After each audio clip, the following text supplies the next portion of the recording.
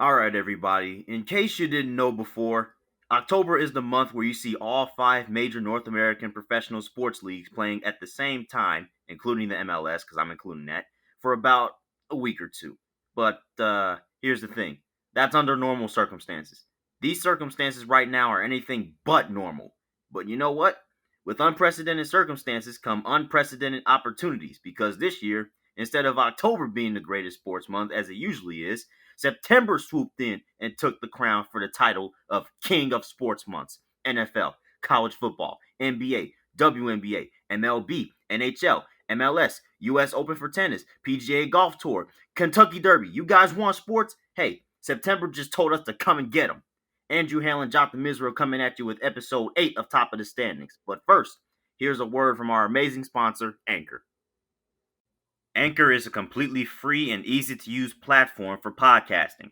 A computer or even a mobile device with a functional internal or external microphone is all you need to start recording your podcast with Anchor. When you do finish recording your podcast audio, you can simply edit it and upload it to the biggest podcasting platforms like iTunes, Spotify, Google Play, and more. If you were like me and you didn't have the foggiest clue on how to start a podcast, then Anchor is the perfect place to start. For more information, go to anchor.fm on the web or download the Anchor app on your mobile device. Andrew, when we were predicting our first round matchups for the NBA playoffs, I said this quote: I feel like my brain is going to be running in so many circles. It's going to be so tough. I'm going to have so much fun with this man. End quote. That quote could not have been more accurate about this first round of the NBA playoffs. Yeah, that was one of the most exciting first rounds that I think we've seen in a while, aside from maybe a few matchups in the East, because other than the Bucks series, it was all sweeps. But the West, we knew that was going to be exciting, and boy, it sure was. Oh, definitely, dude. Even it was just so crazy. The two game sevens, masterful. The 3-1 comeback by the Nuggets was, well, to say the least, breathtaking, especially since they are my championship pick, and I almost look like a knucklehead for picking them to win the championship instantly. And there was just so many great highlights from the first round. Even though obviously the Mavericks didn't pull off that the win against the Clippers, that game 4 is still going to sit in my head for a long time. That game was so good. Yeah, it was definitely very, very exciting. But I gotta ask, how are you feeling about the Thunder Rockets? Because since you picked the Thunder, I just want to know your thought process. It was a good series nonetheless. Yeah, I was this close. I was one bucket away from having that perfect first round, but I'm over it now. I have more respect for the Thunder than I ever had. Chris Paul needs to stay his butt in OKC. I don't think the Thunder should let him go anywhere. I don't care what the age and the Chris Paul is washed up, man. He's old. No, no, no. The Thunder were the most clutch team this season. The most clutch until obviously the very end when they, kind of folded. But it doesn't matter, dude. Chris Paul changed the entire direction of that team. They just went from tank to contention, right back in contention because of Chris Paul. That is something special, and I love the Thunder for that. Yeah, it was almost so crazy to watch throughout the season because when they were making trades for Jeremy Grant and all these other players on the team, they were like, "Up, it's a rebuild season, and we don't even want to keep Chris Paul because he could give us some more picks." And they have a ton of picks, but this wasn't supposed to be a competitive year for them. They were supposed to tank and get a high draft pick, but it turned out to be the exact opposite. Oh no, it definitely wasn't that, man. And the series was close because the Thunder were clutch.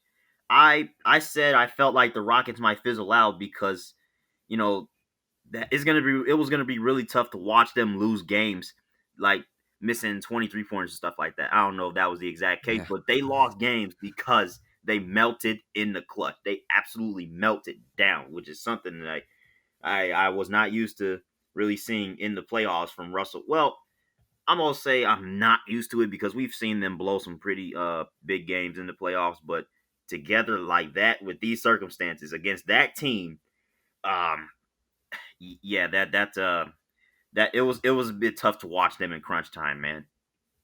Yeah, I think one of the main reasons is probably pretty obvious, but their tallest player on their starting lineup is like 6'7". That's not even the normal height for a center. So I feel like that definitely hurt the the Rockets there. I feel like if they had a big man in the paint, it'd be a lot easier to get off those clutch situations. But instead, you put the ball in the hands of Russell Westbrook just to turn it over. So you know, not the greatest game plans towards the end of games for the Rockets.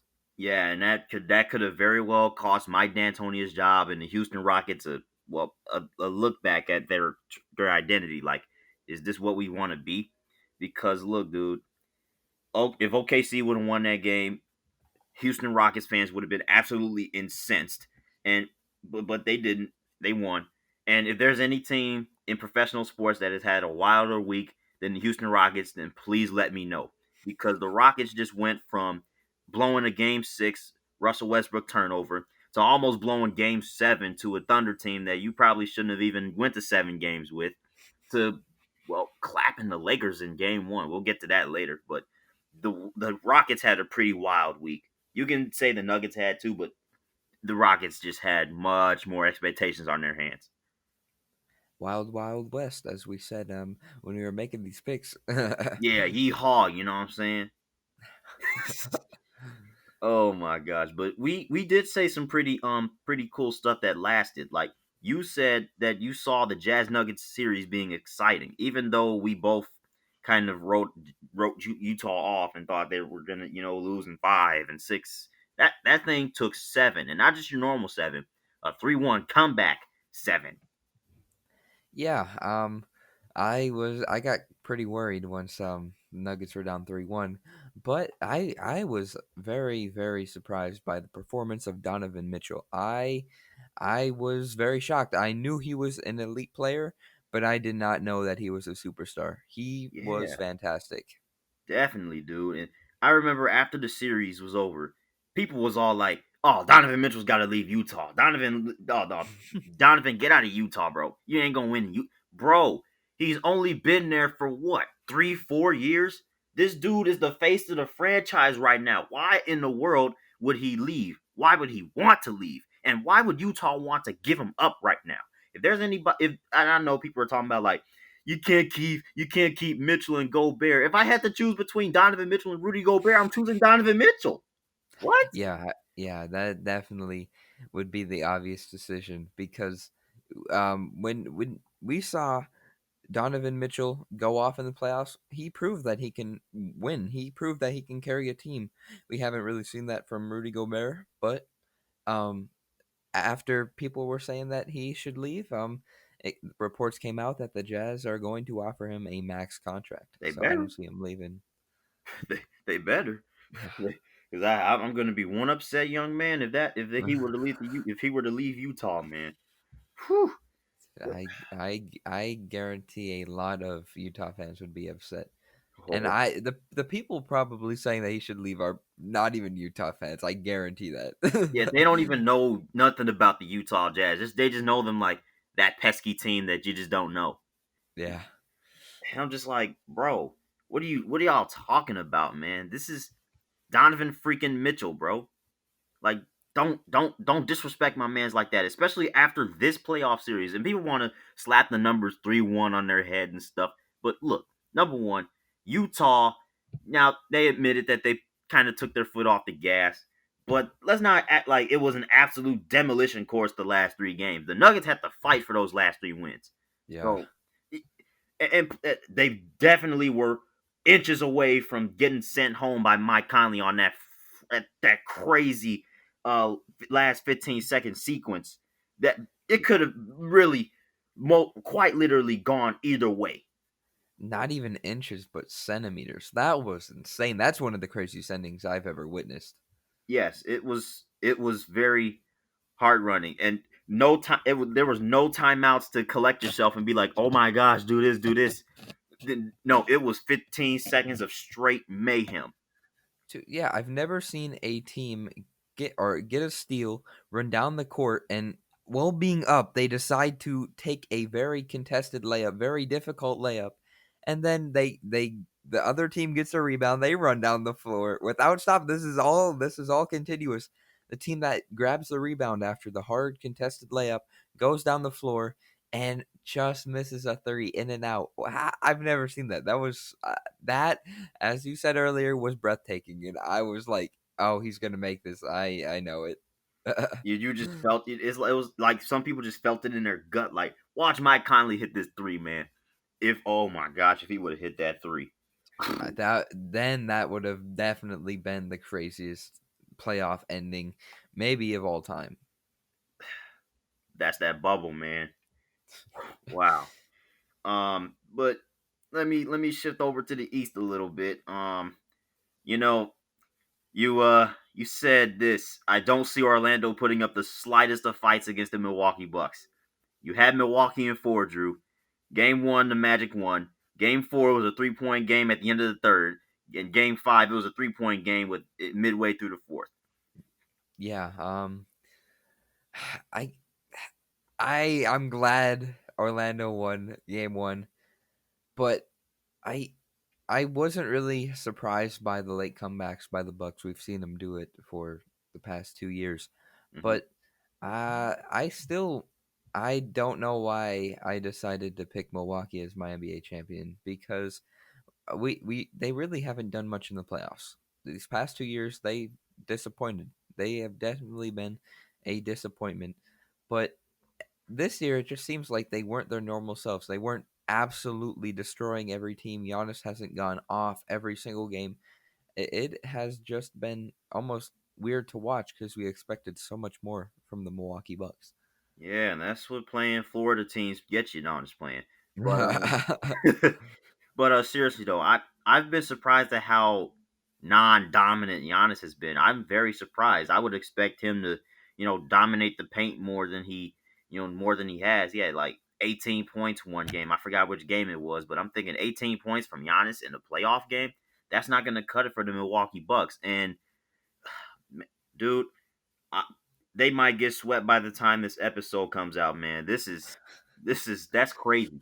I would have not Yeah, saw that coming. I picked the Heat to win, but I didn't expect it to be a sweep. You know? yeah, yeah. It's interesting because I saw an argument from Richard Jefferson. I don't know if you saw this either, but he said he thinks that Giannis is Scottie Pippen and he needs a Michael Jordan. Hmm.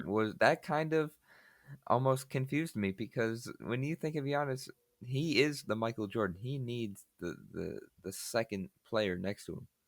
Wow, that's deep. So that's how the critics are looking at your team like this is not going to be a team that's going to win the championship. Regular season, different story, but look, it's different in the playoffs, man. And I mean, the Bucks obviously have to question themselves: what pieces do we need to get this team to the championship?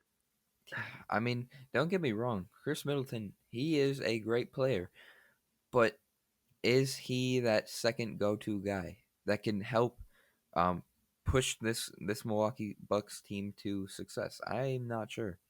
Yeah, I don't know either, man. It's some questions rising, and people are talking about Giannis leaving Milwaukee. That caught me off Oh, guard. I don't think that should happen. I don't think that's going to happen. But I, I mean, where else is he going to go? Why would he do that to the Bucks franchise? He's only been a superstar for what, few years now. yeah, that almost reminds me of the KD situation. Um, Mm. I've seen people say he's gonna go to the Heat. I've seen people say he's gonna go to the Raptors.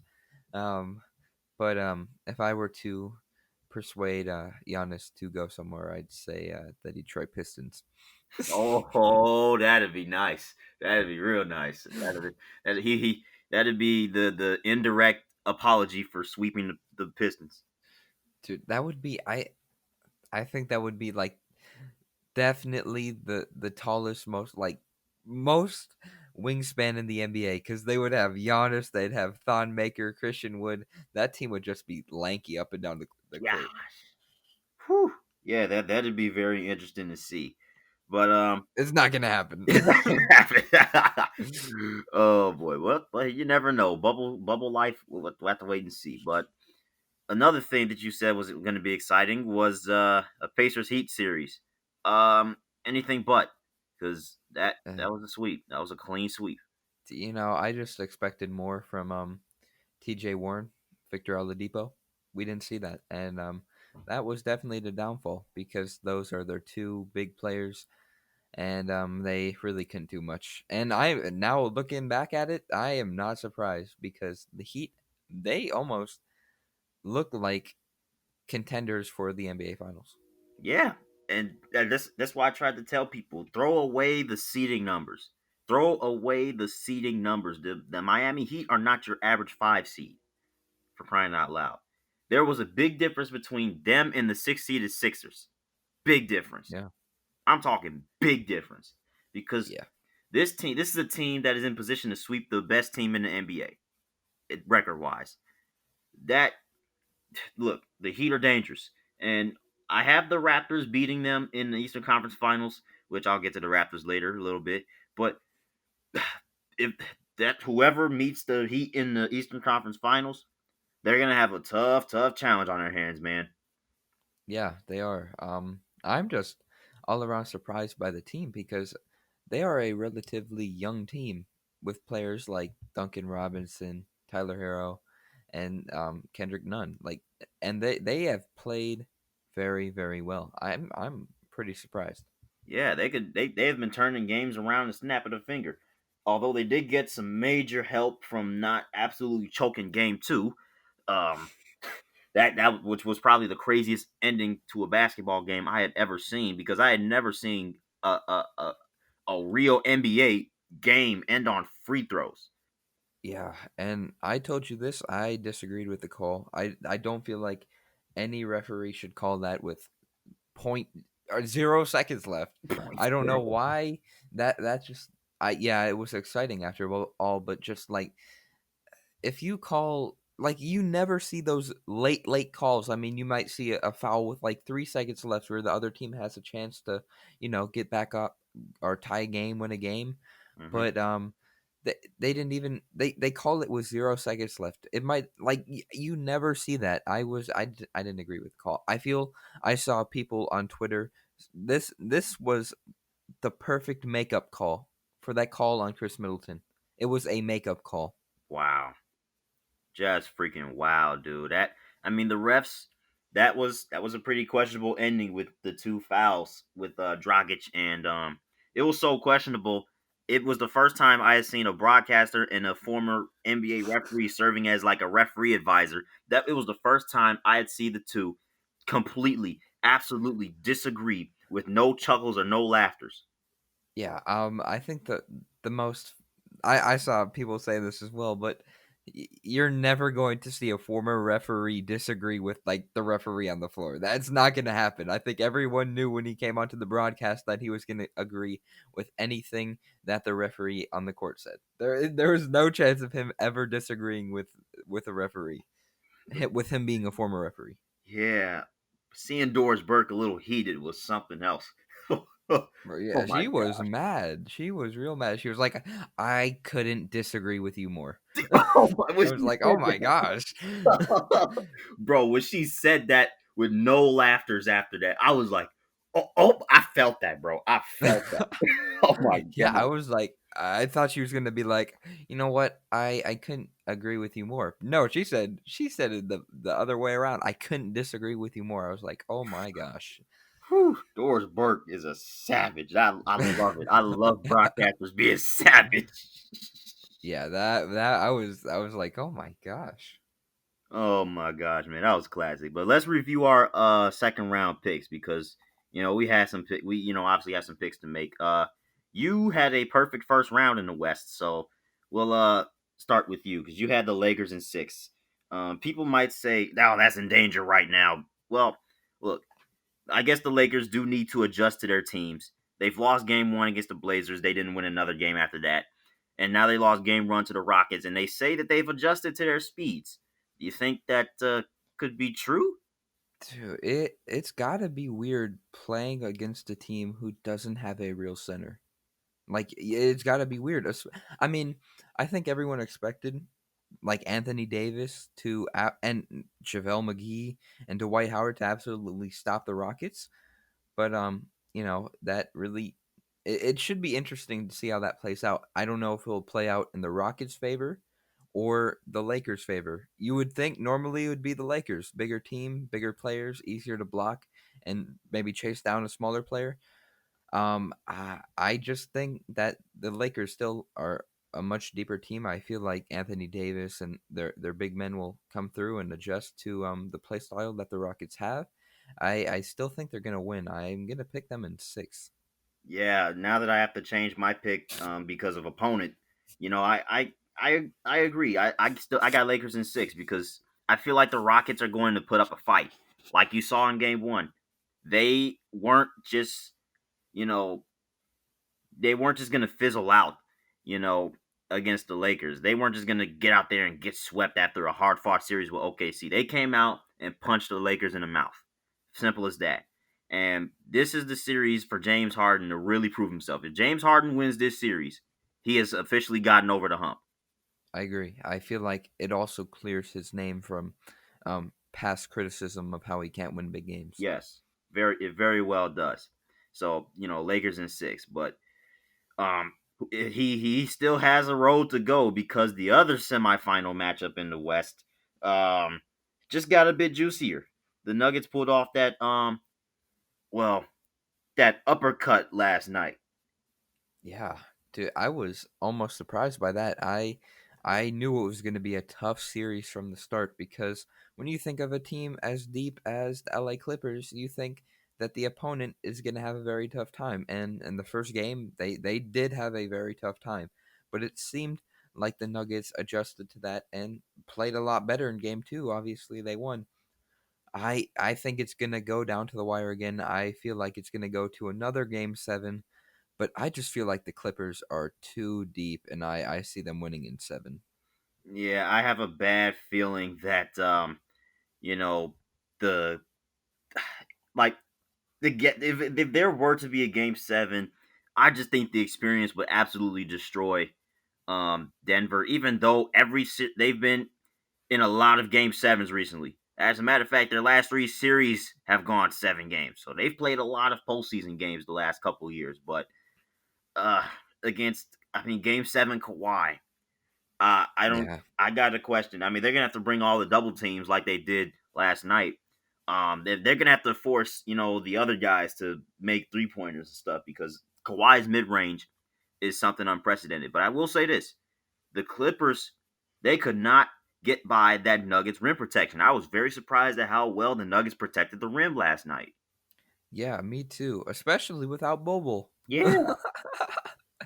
Yeah, I was surprised too. Jeremy Grant had a nice block at the end, might have been a foul, but I was going to say the same thing. Their rim protection was very surprising to me because, I mean, I'm not going to take anything away from Jokic, but we don't really think of him as a defensive player. Like he's not. He Mm. is mainly an an offensive wizard.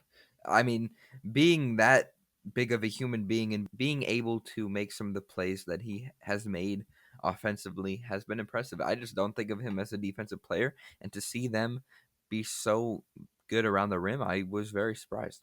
Yeah, I mean, hopefully they can keep it going because they're going to need it. Yeah. Did you see all those misses that the Clippers had at the rim? That completely changed the game. They were blowing point blank layups. Playoff, Yeah. playoff P, huh? Yeah, in a playoff series, if you're the Clippers, you need those. Those are big plays and misses that you have to have. And if they don't fix that, it's going to be a tough series for them. Yeah, and Kawhi missed. He was like 3 for 13 in the game. Oh, ugh, Yeah. that's not gonna work for the Clippers, man. They better get it together because I got one angry Clippers fan on my heels. Um, because obviously we're locking horns right now because I said Nuggets are gonna win the finals. So in order for the Nuggets to win the finals, they have to beat the Clippers. And since he's a Clippers fan, we gotta lock horns. Yeah. Hey, I wouldn't be mad if Denver wins. I wouldn't be mad, but I still got Clippers. Yeah, I don't blame you, but I'll stick with Nuggets in 7. I'll stick with my original my OG prediction for now. Okay. Okay. All right. Let's transition to the East. I mean, we got Milwaukee and the Heat. I mean, we already kind of discussed it, but I'd like to hear your thoughts. Dude, this is gonna be a sweep. I'm sorry. Oh, I mean Giannis rolled his ankles, questionable. I mean, he might obviously he's going to play through it because well, this is your season on the line. But nobody has ever come back from a 3-0 deficit. You're not coming back from down 3-0 against this Miami Heat team with Jimmy Butler playing as efficient as he has in a long time in the playoffs. Um I feel like the Heat are going to cause some major problems to any team that they face. Like major problems. It's going to take a whole lot to get them to fizzle out again because they're looking real good right now, man. yeah.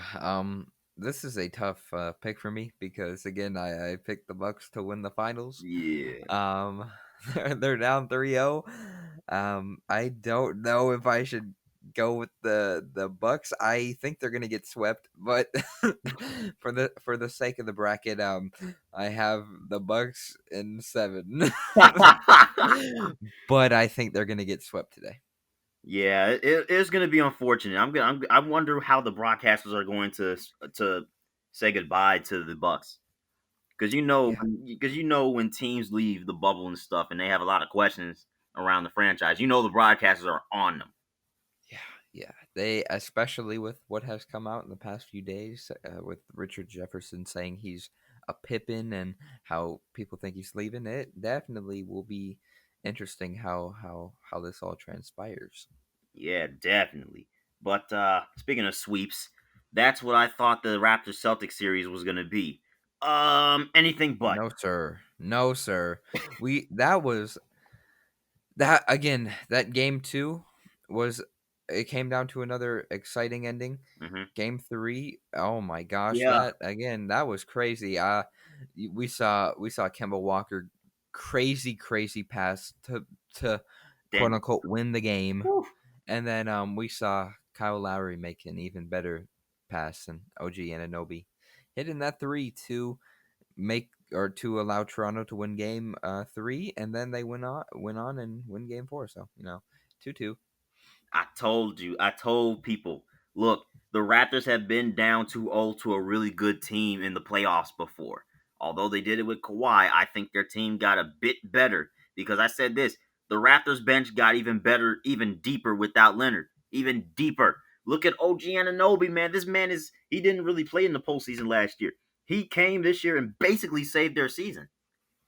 Yeah, that is a tough shot to take, especially as a young player. I mean, not tough in difficulty of the shot, but just tough to have that mentality that you're gonna make it. Because most young players, you don't see them make that tough clutch shot at the end of games. Mm-mm. Yeah, and I love, you know, how smooth OG Ananobi was with it afterwards. The man's was acting like he knew it was going in, which he did Bro, he say he felt like it was going in. He knew it was going in, so to speak. So I'm just like, oh my gosh, this man is putting the sauce up.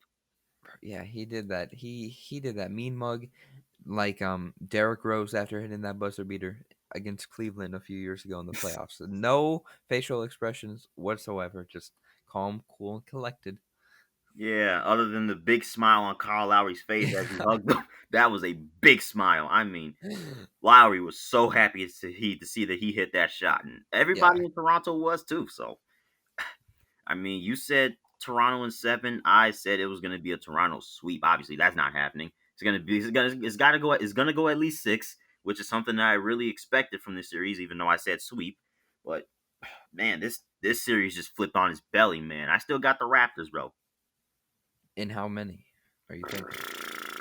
You know what? I'm gonna go 6. I think they're gonna do it. I think they're gonna do the six Ooh, piece again. hey, 6. That is definitely that's so you think they're just gonna turn the entire series around? I like that. I think they're just gonna turn the entire series around, man. Looking at the moment, dude, the Boston Celtics are incensed at themselves. They had a 3-0 lead right in their bag. They probably could have took the foot off the gas a little bit because it's the 3-0 lead. But dude, no, you had to buckle down, and you lost two straight close games. Same thing that happened to the Bucks last year. And then game 5, in game 6, basically it was just the Raptors pulling away. And I think that's exactly what's going to happen to another team in green. Hey, I would be excited to see that. That I'm just excited for the second round. There's so many potential comebacks and exciting series. Yes, dude, I love it. But speaking of the second round, while the NBA is still in it, the NHL is out of it. And well, we went 500, Drew. Um, st- well, we're gonna have a Stars Golden Knights Western Conference Final, Lightning Islanders Eastern Conference Final. But how did we get there? Well, we got there because of the Canucks' inability to get shots on goal.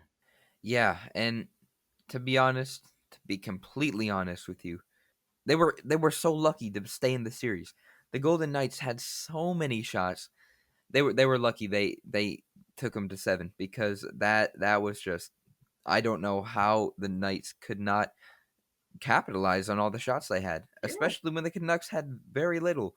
So, um, the Knights they definitely need to play better in the conference finals, or not even better. They just need to capitalize on their shot taking because they played pretty well. Just they need to capitalize on the shots.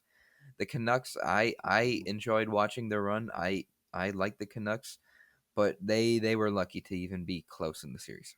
Even though I picked Vancouver to win that series, I will admit I was a bit lucky to force 7 because Yeah, look, game 5 it looked like showers of absolute trolling were gonna rain on me. But yeah, especially considering, I mean, just look at the first 3 games that Vegas won, man. They had 13 goals on 110 shots. The next 3 games they had 127 shots, more shots, but they only got 4 goals out of 127 shots in 3 games. That's not good production for all those shots. Oh, and let me mention, half of those goals were empty netters. that's what I So, was about to say. hey, that the Knights definitely have to get better on offense because they're not gonna outshoot that Dallas Stars team like that. Yeah, speaking of the Stars, that was my most shocking upset of these playoffs. I was not expecting the Avalanche to go down like that. As much as I dislike the Avalanche, I thought they were we both thought that they were by far the better team, and Hmm. I think we even said something along the lines of we didn't even see the Stars even getting close to the Stanley Cup. So Uh, ah ah you know, I said the side of the coin was gonna flip to the Avalanche, so I basically implied it was 50-50. But dude, I mean, if this was if we were if the Avalanche were at full strength, it's a whole different story. But obviously, playoffs shows got to go on.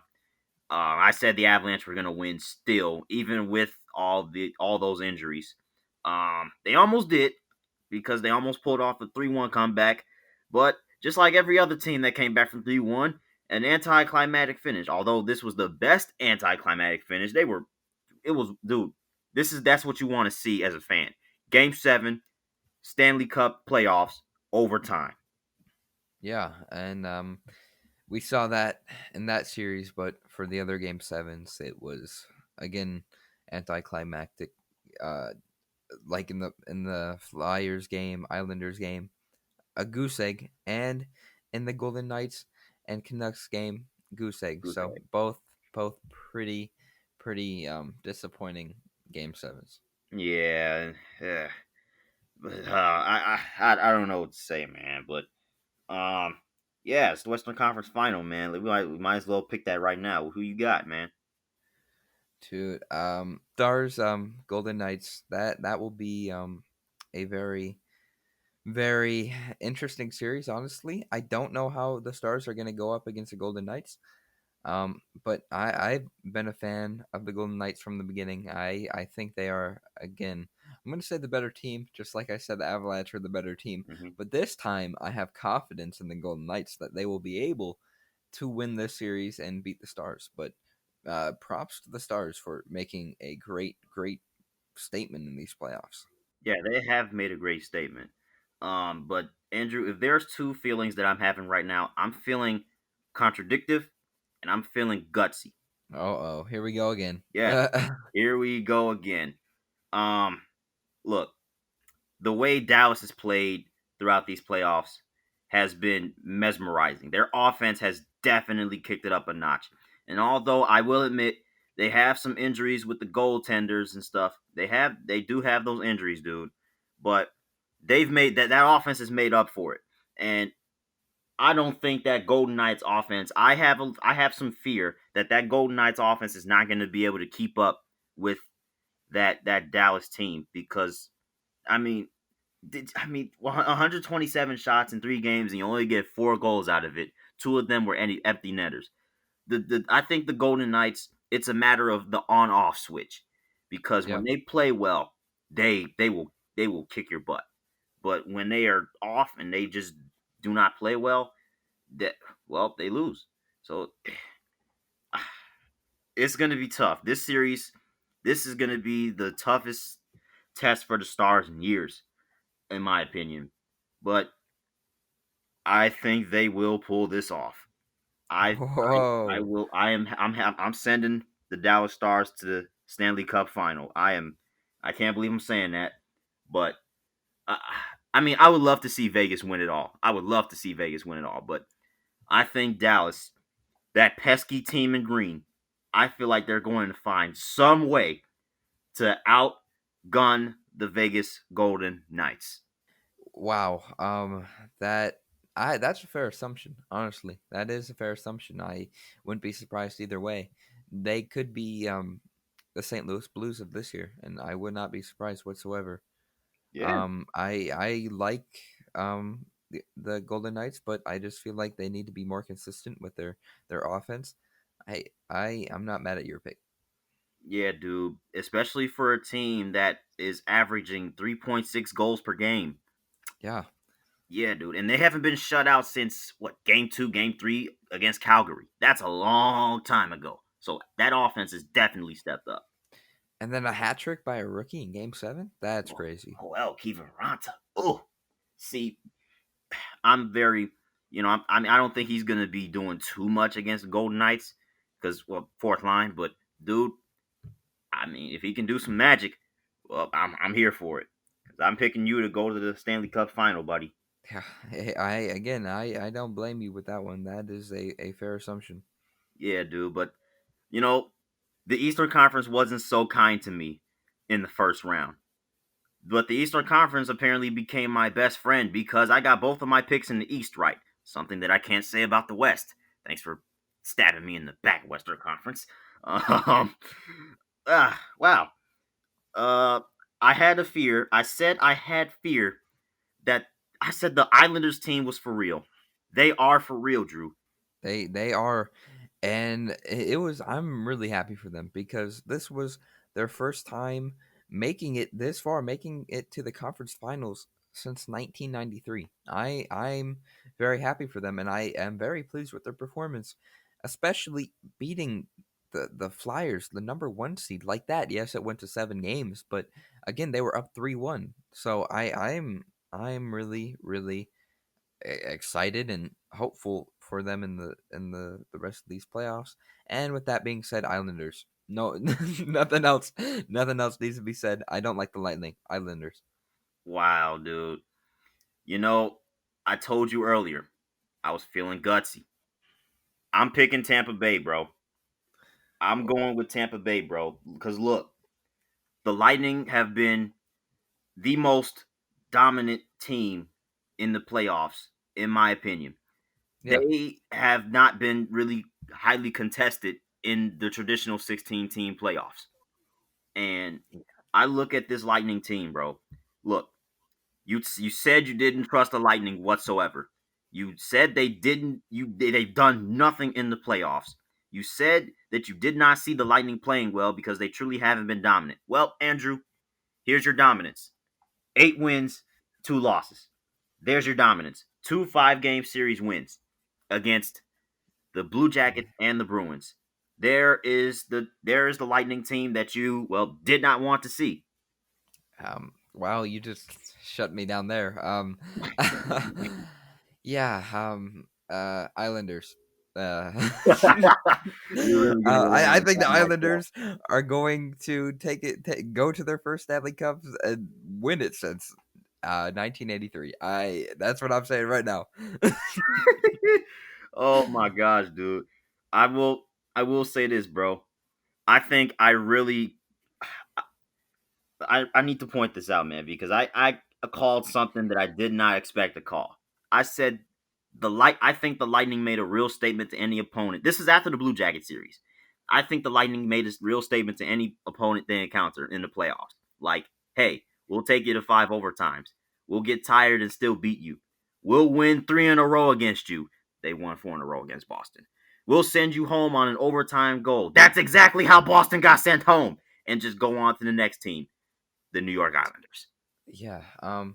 Honestly, I was thinking about this last night. So we expected that the Bruins and the Lightning would be the most entertaining, most close series, but Mhm. that was the exact opposite. All of the other series went game 7, except for the one that we expected it to go game 7 the most, the Lightning and the Bruins series. Like, that was disappointing by the Bruins. I don't like either team. I just, again, not a fan of the Bruins or the Lightning, but it was just kind of odd to see that we expected the Lightning and the Bruins to go the distance, but instead all the other series did, not the Bruins Lightning. That was just crazy to me. That's probably your hateful eye to them. So, but you know, I mean, aside from your hate, I completely did not expect the Bruins to get that badly dominated. That was straight domination. That game 3 basically took the breath out of them. Took the Joe Bruin out of them. Um. Um, So wow, uh, but some Drew. This is going to be the pinnacle of our little prediction rivalry. We both disagreed on the conference final picks. This is where the prediction records will swing, I don't see us splitting. I think one of us is gonna go 2-0. and the But other's there's going to no go there's into. no in between.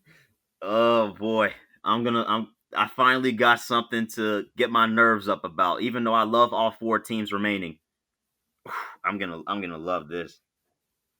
I'm ready. Yeah. Yeah. Good luck. Yeah, Good may the luck. best predictor win.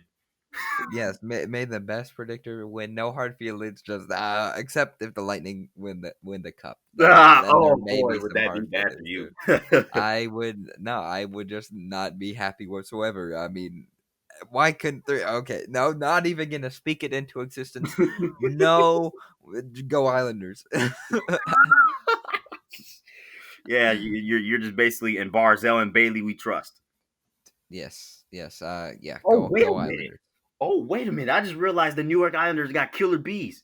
Bailey, Bavillier, and Barzell. Oh my gosh. I never realized that until just now. Oh my gosh. Oh my Hey, gosh. They really just stole Pittsburgh's Monta. Oh my gosh. yeah, hopefully those bees can come around and beat the Lightning.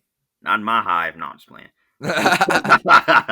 But let's move on to some college football, bro, because we saw some of the first FBS teams step up to the plate, and I was a little bit scared by Memphis because I'm thinking Arkansas State. I'm not like Arkansas State is not a bad team, but I would expect Memphis to beat Arkansas State. They kind of gave them a little run at first, and then Memphis pulled away a little bit, but I mean, hey, this was basically the warm up week because next week we got some real good games on tap, man. Yeah, I like you were just talking about Memphis. I mean, I don't think anyone should have been surprised. They actually made it to the Cotton Bowl last year. They are a solid team. But speaking of being warmed up, we saw a lot of blowouts yesterday. We saw Marshall beat Eastern Kentucky 59-0, and then Army beating Middle Tennessee 42-0. Yeah, That is not even getting warmed up. That you're just hot at that point. That is impressive. yeah. I mean, I like the starts and the Marshall quarterback. I forgot his name because I had never heard of him before he threw freaking 4 touchdowns in the first half. Yeah. Yeah, I don't think anyone expected that. I mean, I saw something that Eastern Kentucky hadn't won in 10 straight games, so make that 11 now. But Yeah, to be 59-0 in your first game, that's kind of embarrassing. that's deflating. Yeah. That is very deflating. They couldn't even put up a point, not even a safety or a field goal. Just no, just no. Yikes, yikes. That's bad.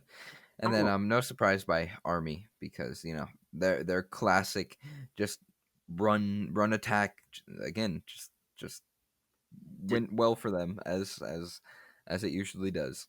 yeah, it's so hard to prepare for Army and Navy because it's just like that. That's so. It's just hard to prepare for, man.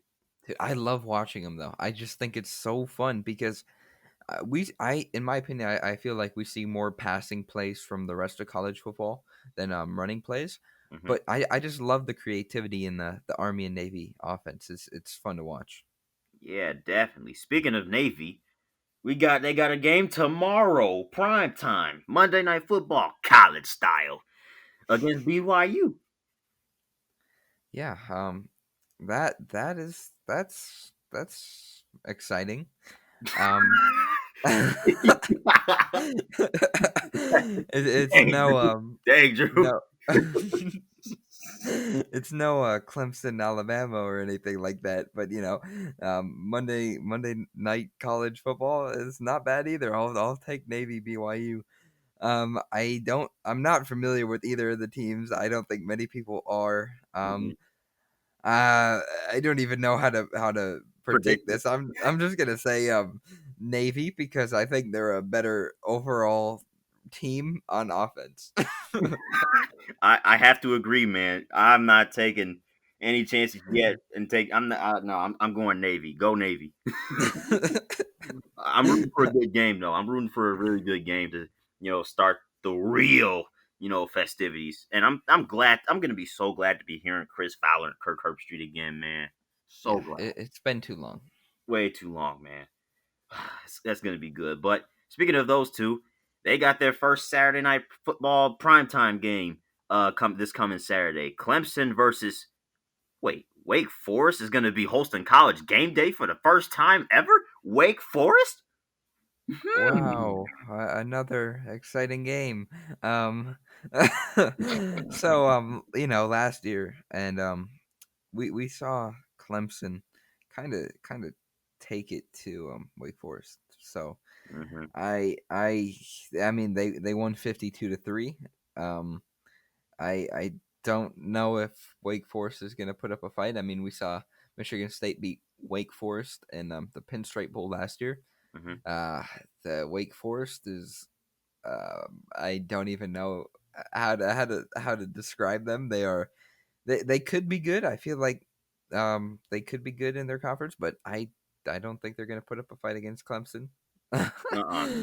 Not against Clemson. I agree, man. I got Clemson, man. Look, they're preseason number one for a reason, and that's freaking Trevor Lawrence. That the dude, he's had a really good, first two seasons. This dude has taken college football by storm ever since he replaced Kelly Bryant. Um, bro, look, I mean, Wake Forest was decent last year. They were ranked as high as 19 last year. They went 8-5 overall, 4-4 in the ACC, but and went to the Pinstripe Bowl, lost to Michigan State. But yeah, I mean, the Wake Forest last year, they were a decent team. They were like Yeah, a decent team. 8-5 is not bad, but that's definitely not like contention worthy. yeah, that's not Clemson status. No, like Clemson, like we're talking, you're only losing one game a year or no games. Yeah, Um, so yeah, I mean, I think Clemson's gonna take this. I don't know if this. I don't think this is gonna be close. I really hope it's not no 35-point blowout or anything like that. But um, I don't know. I would hope I'm wrong. I would love to be wrong yeah, for once. yeah. I But mean, you know Trevor Lawrence is good when NFL fan bases are saying tank for Lawrence well he's a freshman, so I guarantee a few teams will be trying to hashtag tank for Lawrence this year. I think he'll have another good year. He really hasn't been really defeated like terribly ever, and Mm-mm. I feel like he is gonna have another great year this year. Yeah, it took 60 touchdowns and a Heisman Trophy winner, a Coach of the Year, and a loaded defense to bring this man down. Yeah.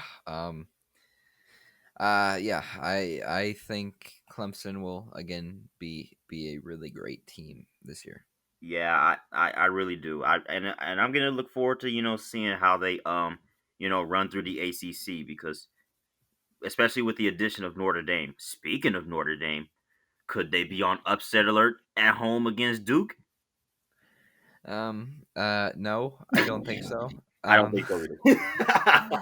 I mean, according to ESPN's matchup predictor, they have an 87% chance to win, which is kind of low. I was expecting a little bit more. I mean, 90s, Duke has a 12% chance of winning. I mean, in years past, we have seen Duke either win or lose some crazy finishes. Like I remember a few years ago, was it Miami Duke. Miami? Yeah, Miami, the lateral Yeah. play. Oh my gosh, yeah. That's really all I know Duke for. Either losing crazy games or winning crazy games. I don't think they're gonna put up. I mean, who knows? I can't say that about Duke. I don't know much about their football team. I'm again hoping for a good team. I still think Notre Dame's going to win though. Yeah, I don't expect much from this game either. But since it's on a network, see when a game is on a network and it's an upset alert, that's how you that's I it just catches my eye because it's like this game is gonna be on NBC for crying out loud. Yeah, Even though it's Duke football versus Notre Dame football, which they are on opposite ends of the spectrum. Notre Dame went 11-2 last year. Duke was 5-7, 3-5 in conference. Now that they're both in the same conference, yeah. no, Duke doesn't stand a chance. I'm sorry. Yeah. Real quick, kind of off topic, but I'm looking at the slate for next Saturday, and I see that North Carolina football is at 18. That Yeah, that's yeah, weird. yeah. Oh, you think that's weird? How about Tennessee at 25? Yeah, I don't know what's going on. I mean, And no this is Big weird. Ten teams, I'm no sorry. Pac-12 teams. I it's kind of funny seeing all these other teams move up into the top 25. Yeah, it's gonna be weird. And I was just about to say, man, this is including the Big Ten and Pac-12 teams in the Oh yeah, ranking. yeah. I was, I saw Tennessee in the top 25. I was like, Tennessee? What? They must have done some massive recruiting. Dude, yeah, but I saw some reports yesterday. It's not looking good because they had like a lot of players come down with the virus. So Ah, I don't know how far Tennessee's gonna get if they even play. But it's kind of funny looking at all these not not known football schools coming into the top 25. It's kind of funny. yeah, I mean Tennessee in the past was a really good football program, but Yeah, recently, no, nowhere near. Hasn't been the same. they've had better players than overall teams, I'd say. Yeah, that's Tennessee football, man. Simple as that. But sticking on the topic of football, wow, the NFL is coming back. Wow, that hit me harder. That hit me faster than I expected. Texans Chiefs Thursday. Dude, I'm excited for this matchup. We saw a crazy playoff game last year. I'm in even a regular season game between these two, which was pretty good. I feel like again it's going to be a very close game. I'm looking forward to it. I want to see how the Chiefs come off of their Super Bowl win. I maybe they'll be cocky and won't play well. Maybe they'll be their normal selves and be pretty dominant. I'm looking forward to the game. I think no, I'm gonna have to pick the Chiefs just due to the fact that Patrick Mahomes getting off his Super Bowl win, and I just feel like they're a better team still. I'm looking forward to it though. I hope it's a close game. Yeah, me too. And I'm going with the Chiefs too. But I mean, don't be surprised if the Texans come out clicking on cylinders. I Oh think yeah. the X factor of all X factors with DeAndre Hopkins gone, I think the X factor for this season is going to be the guy they traded for him, David Johnson. Um, Mm. I know he's had some success in Arizona, but recently he fizzled out. But if Bill O'Brien can find some way to prove that he was right for trading freaking DeAndre Hopkins and at least give David Johnson a chance to have 1,000 yard season. If he doesn't have 1,000 yard season, the trade is a failure. Okay, let's get that straight. But Yeah, I agree with that. David Johnson, he has to be the X factor for that offense. He has to be. Deshaun Watson, with DeAndre Hopkins gone, he needs help. I don't know about the durability of that wide receiver corps. That is why I say David Johnson is the season's X factor. Yeah, you're talking about durability. I mean, we saw in the playoffs last year. Was Fuller was hurt. I mean, Kenny Stills got hurt a few times, dude. It's very a questionable wide receiving core. Yeah, dude. I mean, it's a bit scary, man. But and that's why I'm going to pick the Chiefs for this first game. I think it's going to take a minute for the Texans to really gel together because look, the Chiefs are basically bringing back the same team plus some draft picks. Yeah, The Texans just traded DeAndre Hopkins. Uh, yeah, big difference. And you have no preseason to get your team going too either. So you're gonna have to jump right in and find a way to win. yeah. I think it's going to be definitely a learning curve for the Texans. I mean, maybe they'll connect right away. Maybe they'll take a few weeks and have to get used to their new team. I don't know. I'm just I think the Chiefs are gonna win this, but I hope for an exciting game. I don't want to see a blowout. Yeah, I don't either. I want to see at least a close game. I don't care if somebody pulls away in the fourth quarter, fine, but at least give me something exciting. Yeah, of course. Speaking of exciting, Andrew, when was the last time you saw the Astros blow three straight games in the last inning? Dude, I don't know. Um, Probably when they were in the NL. Oh my gosh, man, that's hilarious. But the Angels have, won three in a row against the Astros. They won on two straight walk-offs, and Anthony Rendon hit a 3-1 3. Oh my gosh. I'm so used to saying 3-1 lead. I said Mhm. 3-1. Anthony Rendon hit a go-ahead 3-run home run to beat the Astros by one in the top of that seventh inning of the doubleheader. Dude, and even we saw yesterday, Mike Trout hits his 300th home run already. That was mind blowing to me. Mike Trout's not even 30, and he has hit 300 home runs. That is insane. Insane. Dude, I've told this to you before. I think I've even said on the podcast. I think he has the chance to become the greatest MLB player of all time, all around. He has speed. He can hit. He can field. He can literally do it all. And I do think that if he continues with his career, he will be the greatest MLB player of all time.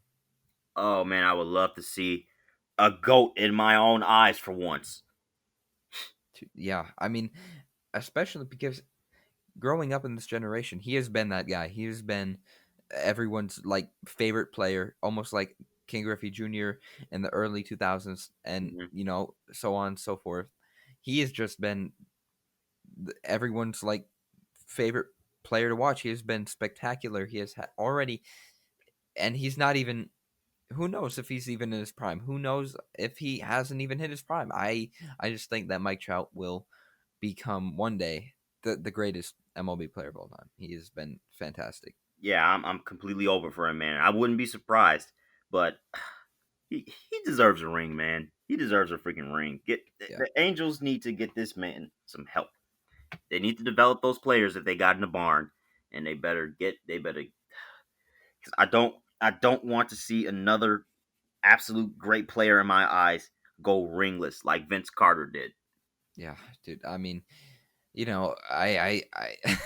basically in the beginning of his career built a team around him with Albert Pujols, who's already pretty old and is coming close to retirement. So I don't think Albert Pujols is going to cut it. I mean, they picked up Shohei Ohtani and then Anthony Rendon in the offseason this year, but hey, I like you said, they need some help all around. They need a fantastic player next to him. Oh yeah, but and they got 4. I mean, they got 4 weeks to turn around. Hopefully, this series against the Astros probably might get them going. But speaking of the Astros, they're in a great heap of trouble because Altuve just hit the injured list, and they are starting to lose the grip with the Athletics for the AL West crown. I know everyone, every Astro haters like just ecstatic at this point. I mean, even I am. I'm not an Astros fan, but hey, they should be worried. I mean, if the playoffs started today, they'd be at the 6th seed. So Yeah, not their normal selves. yeah, and you know what, Drew? That might be the most interesting playoff matchup out of all the matchups. Why do I say that? Oh, Because Andrew, the Chicago White Sox are leading the AL Central right now, so they would be the 3 seed. That means that the Astros and the White Sox are staring at a playoff matchup against each other for the first time since the 2005 World Series. 2005, dude. I I feel like there's probably still some hard feelings between those two fan bases. I would love to see that. I'm not a Oh White yeah. Sox fan, but I did predict them to win the AL Central because I think their team is fantastic. I think they have a fantastic team all around. I feel like they're gonna be good in years to come. I'm excited to see their future. I'm not excited to see their success. No. Wow, that was very anticlimactic. But yeah, dude. I mean, speaking of success, how about the Tampa Bay Rays? Best record in the American League. Yeah, I mean, at the start of the season, I mean, I think everyone thought the Yankees were going to pull away again. I mean, they were pulling away, and then the Rays came out of nowhere and took that first seed, took the best record by storm. Hey, I like the Rays. I mean, Florida native in me, I like them. I like I just love watching playoff games in domes. I would love if there's no bubble, I would like to see a playoff series in Tampa Bay. Oh yeah, definitely. I love it. I love it. I mean, watching the playoffs last year. I mean, I know they shrunk down their stadium massively, but still, hearing those fans in that dome, in the Tropicana Dome, you know, that was very I loved it. I loved watching it. Yeah, Um, yeah, I'm looking forward to it. In the NL, I think everyone expected the Dodgers to run away. Mookie yeah, Betts and so many other great talent around him. I don't think anyone expected less. yeah, your But regular season was. The Marlins, they're still in the playoffs, Oh the yeah, playoff race. can you believe it? Is this team really a playoff contender? That whew, now you better be lucky that the format got expanded because technically there's only supposed to be 5 teams that are supposed to make these playoffs. The division winners and then 2 wild card teams. But now that is basically expanded to 5 wild card teams, you're gonna have some weird names in there. The Phillies have stepped up. The Padres have stepped up. The Rockies are still in contention. The Brewers and even the Reds and the Mets are still in Wait, contention. The Giants, bro, this is Tigers. Sorry, had some in my throat. They played bad. I don't even want to speak of them. But uh, yeah. This is like the year 2000 all over again. I mean, you got the Rockies, you Marlins, Braves, Cardinals, Cubs, Padres, Phillies, all these random Blue Jays, all these random teams in the playoff races. This. I love it. I love it. yes, dude, and that is why I told you weeks ago this format should stick around. Yeah, I'd like to see it. I definitely would like to see weird teams make the playoffs. I mean, uh, I would love to see the Mariners finally break the hump some year. I mean, obviously it's not going to be this year, but I would love to see those random teams, and then maybe even give Mike Trout a chance to make the playoffs.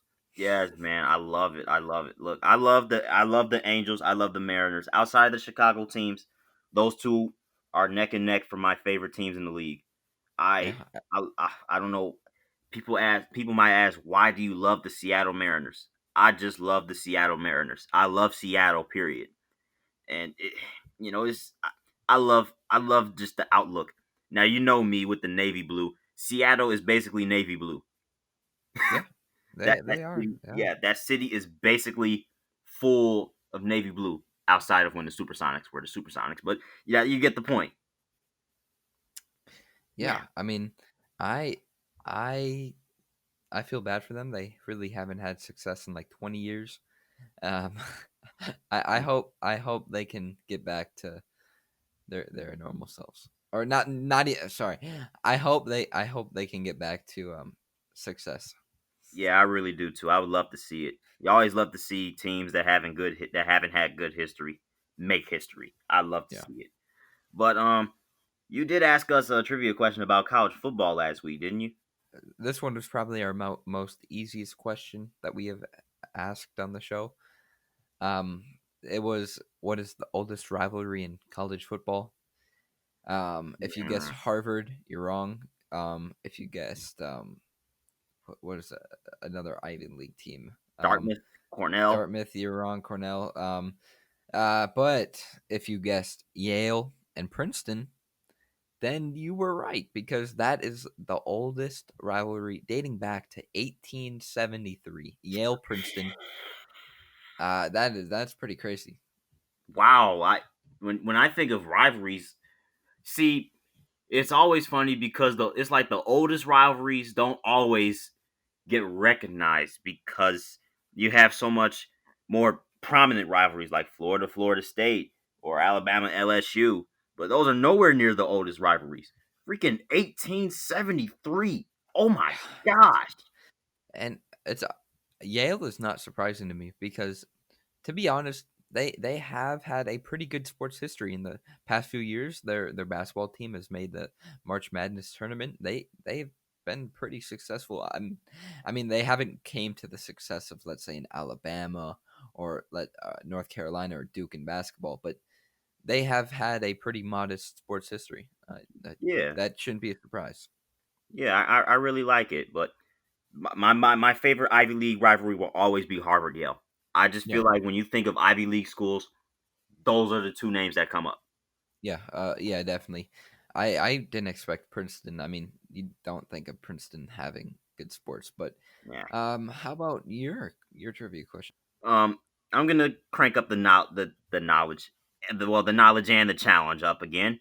I'm going to ask, how many times have the two teams selected to play in the NFL kickoff game go on to play each other in the playoffs in the same season? Okay, so this is basically asking, for example, like the Chiefs and the Texans, Yeah, like it, if like yeah, and then them meeting in the playoffs. yeah, this season. Yep. Okay, so since they play opening game, they would have to meet in the playoffs. All right, so what teams have done that? Hmm. Uh, that that is a tough question. I mean, are these teams that people would normally expect? Teams that people in order. I would say so. I would actually say yes. Okay. Can we get a timeline? A timeline. Yeah, that's gonna be tough because it's pretty versatile. Spans two Okay. decades, my guy. Okay. How many times has this happened? That's the question. Okay, so that's the question that people need to think about. Okay. Um, huh. This is again pretty difficult. Ooh, I come with it, man. I told you. 2 decades. Okay. Pretty broad. Hey, I'm telling you, I'm giving you a challenge, but that is the trivia question for this week.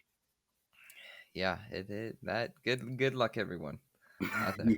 Yeah, definitely. But we obviously once again talked about a lot, set a we tied our record for most topics with actually no, we were just one topic shy of the 6 mark, but still talked about a lot. We had a lot to talk about. Playoffs have been so freaking crazy, and and the football's coming back. Yeah, I'm looking forward to it. Every sport's gonna be in the swing of things. Hey, we got potentially next week we could see the Stanley Cup Finals. We could see who's gonna be close to the NBA Finals. I mean, we got a lot of exciting things. I mean, even you and I will have a rivalry pick. next Sunday for the first week of NFL football. I mean, I'm looking forward to it. Yeah, man, I'm cranking it up a notch with this prediction rivalry. I feel like this is something that needs to be a staple. Hey, I agree. I've been enjoying picking doing brackets and stuff. Yeah, it makes a casual game a little more competitive. Hey, I agree. Alrighty then. Well, that's that. I guess same time next week. Yes, sir. If you guys enjoyed, again, please be sure to give a 5-star rating on Apple Podcasts, Google Podcasts, listen on Spotify, YouTube, whatever you're doing. Be sure to leave a like, comment, do all that. And yeah, this has been Top of the Standings. Thank you for listening, and we'll see you guys next week.